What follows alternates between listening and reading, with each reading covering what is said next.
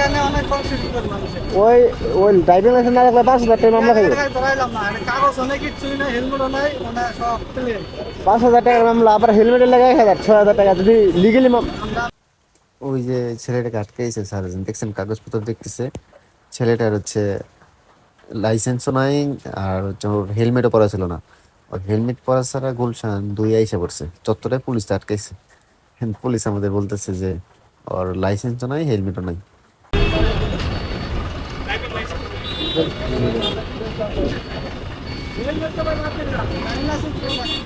Driving licence যদি ওইভাবে মামলা হয়ে থাকে তাহলে 5,000।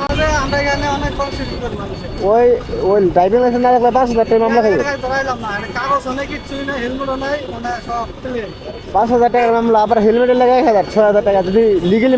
আমরা আবার এখানে মামলা দিই।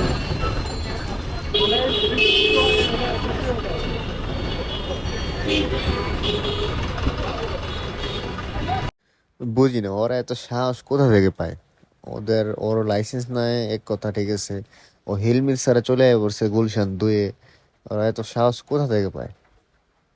এখন কাগজ বের করছে, দেখাইতে সার্জনকে, এখন রিকোয়েস্ট করে।